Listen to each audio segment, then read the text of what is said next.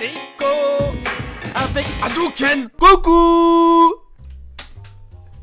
Aujourd'hui, je suis encore présent avec Addictio, ce qui fait que tu es présent dans 50% des vidéos Yu-Gi-Oh! Ce qui est vraiment incroyable. tu vas devenir lourd représentant des cartes Yu-Gi-Oh! Sur Iconoblast. Et je sais compter, du coup ça fait 4 vidéos. Bah non. 50%. Bah 50% de 4, ça fait 2. Oui. C'est pas grave.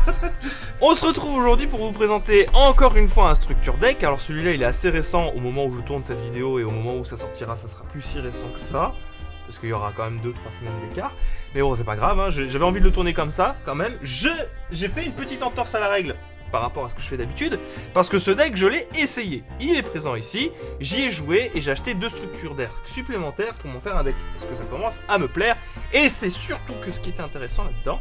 Alors toi ça va pas te parler, parce que là pour le coup tu fais office de la nana qu'il y a dans le télé-shopping, tu sais, qui accompagne toujours le mec qui présente, exactement. Donc aujourd'hui nous sommes en présence de deck structure Endymion, n'est-ce pas, Addictio? Alors est-ce que vous pouvez me parler de ce deck Endymion? Non, parce que vous êtes juste là pour finalement faire la potiche, n'est-ce pas? Mais non, c'est pas vrai. Le deck Endymion, donc aka le deck de magicien, qui se joue avec des compteurs, qui a des pendules dedans. Et donc pourquoi est-ce que c'est intéressant pour moi? Parce que c'était l'occasion de jouer des pendules. Et toi les pendules ça te parle pas? Les pendules, pour moi c'est des grosses montres.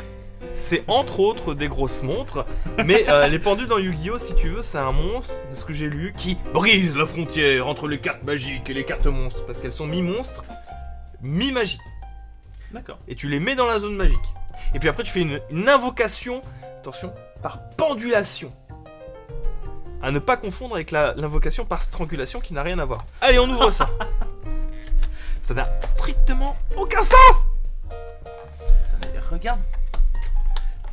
T'es en Oui. train de casser le carton. Bah, de toute manière, ça part à la poubelle après ça. C'est vrai. J'ai déjà assez de cartons comme ça avec les Nintendo Labo, ça va 5 minutes. Alors dedans, évidemment, tu retrouves le petit livret de règles, toujours bien pratique. Tiens, que je te laisse, que tu l'étudieras après. Oui. Truc aussi intéressant, évidemment, comme toujours dans les structures deck, vous avez, hop, pour jouer. Donc tu vois, mon petit Addictio, c'est ici que tu pourras mettre tes zones pendules. Je vais mettre la caméra. Zone pendule. C'est des cartes zone magie et piège dans lesquelles tu peux mettre des monstres. D'accord. Tu les mets là. Attends, je l'ai pas assez ouvert. Voilà. Tu les mets ici. Et après, entre les 2 pendules qu'il y a, tu pourras invoquer autant de nombre de monstres spéciaux qu'il y a, en faisant attention à l'indice pendule qu'il y a sur le monstre. Je t'expliquerai ça quand on verra le 10 monstres pendule. D'accord? C'est bien compliqué quand même. Truc intéressant aussi, et qu'on pense pas vraiment jamais pour ceux qui commencent comme moi, ça. Alors ça fait un peu peur comme ça, mais je vous invite à le lire, c'est peut-être plus important que finalement le terrain, parce que le terrain t'en as pas besoin, qui t'explique comment est-ce que tu vas jouer ton deck et quels sont les combos possibles, ainsi que les cartes qui peuvent se rajouter dedans. Ça c'est intéressant. Et je trouve que pour débuter c'est plutôt pas mal, donc je trouve que c'est une plutôt bonne chose de l'avoir rajouté là-dedans. Surtout pour moi qui m'y remets, et que les pendules, mine de rien, ça reste une mécanique assez compliquée, moins compliquée que le nouveau système pour moi de liens et de monstres fusion qui sont mis en place, et que j'ai toujours du mal. Faut que je te dise, mec, je mets 1 heure par duel avec le clap, parce qu'on joue tous les deux un deck Salamangrande. Et le deck Salamangrande, j'ai l'impression qu'il faut bac plus 10 pour le jouer. C'est terrible.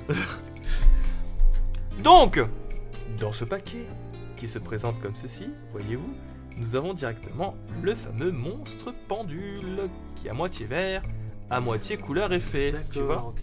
c'est ça la pendulation. Allez, je vais essayer de l'ouvrir comme je peux. On va checker juste les cartes qu'il y a dedans. Je pense que si vous avez besoin d'avoir plus d'explications sur comment ça se joue, etc., c'est pas vers moi de toute manière qu'il faudra se tourner, mais plutôt vers Yugi Muto, dont c'est le boulot depuis X temps déjà. Très bien.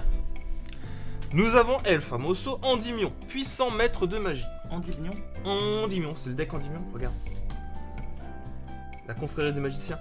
D'accord, j'avais compris Endymion. Oui, il y a des endives aussi.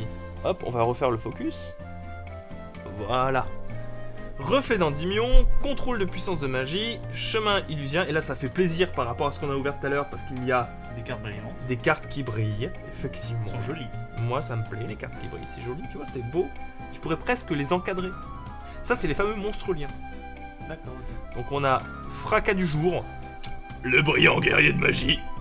Pour briller, il brille. Oui. Magistère d'Endymion, Servante d'Endymion, Endymion le maître des magiciens, Croisé d'Endymion, Bouclier. Divin, tu suis pas, hein. Tu suis pas du tout. J'arrive pas à T'aimes lire. bien la magie? Oui.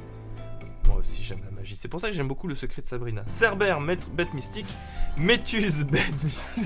Chose de magie, canaliseur de magie, rafisseuse de magie, désenchanteresse, apprenti magicien, magicien sombre du chaos. Je suis un peu déçu en fait que dedans il n'y a pas de magicien sombre.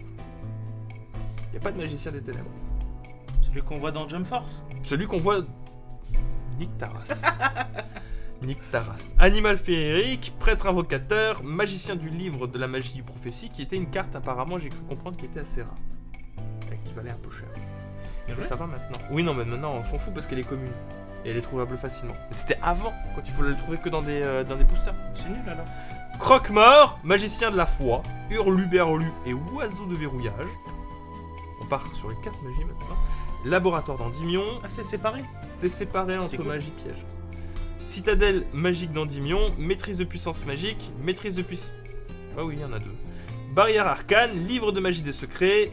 Alors, Étagère m'a dit que les livres, c'était quand même assez vénère. Il fut un temps où c'était assez vénère. Là, il n'y en a que 3. Mais du coup, comme j'ai pris 3 fois ce deck, j'ai 3 fois chaque livre. Faudra juste que je fasse gaffe s'il n'y en a pas délimité. Parce que tu sais, des fois, ils limitent les cartes. Ouais. Comme ce que n'a jamais fait Battletube en fait. T'aimais bien Battletube? Oui. Bah ça sortira plus jamais. Mais si, ça reviendra un jour. Ça prend juste son temps. Explosion magique, dimension magique, terraformation, offrande du bras gauche, El Famoso pot des désirs, qui est très joué hein, le pot des désirs. De ce que j'ai vu, c'est plutôt beaucoup joué, mais j'ai un peu du mal à comprendre en fait l'intérêt. Parce que tu vas bannir les 10 premières cartes de ton deck. Genre tu pioches 10 cartes, tu bannis les cartes, et tu peux piocher, enfin tu pioches pas, tu prends les 10 premières cartes de ton deck qui arrivent, tu les bannis et tu peux piocher 2 cartes. C'est intéressant et désintéressant en même temps. Bah, ce qui est intéressant, c'est que du coup tu accélères ton Ouais, deck. c'est ça. Bestiamorphe mystique, pierre de puissance noir cendre, argent supplémentaire, gaga bouclier et cercle du magicien. Sois inspiré quand même pour les noms.